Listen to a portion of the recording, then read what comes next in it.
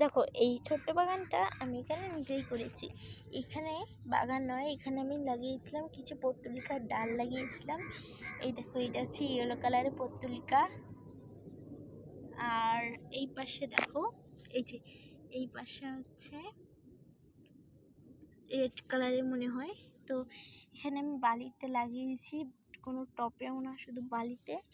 এইটা হচ্ছে রেড কালারে, কি সুন্দর লাগছে দেখো। আর আজকে আমি এখান থেকে কিছু ডাল কেটে নেব, আমার বাগানে বসাবো। আমার বাগানে পত্তলিকা ফুল আছে, তাও আমি লাগাবো।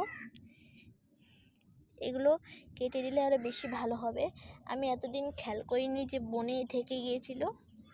কিছু ডাল কিন্তু আমি নিয়ে নিচ্ছি, এবার এই ডালগুলো কিন্তু আমি বসাবো। তার আগে তোমাদের আরও একটি জিনিস দেখাই, চলো।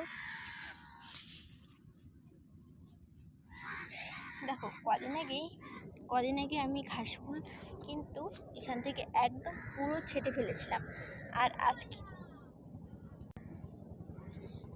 আজকে দেখো কি সুন্দর চিংড়ি বেরোয়েছে, মানে নতুন নতুন পাতা বের হয়েছে। এই যে এই পাশে আরও আছে, দেখো কি সুন্দর লাগছে।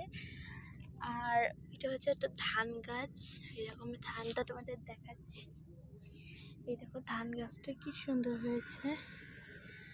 তো ভিডিওটা, এইটা হচ্ছে পরি গাছ দুটো আমি লাগিয়েছিলাম, তো গাছটা অনেক বড় হয়ে গেছে।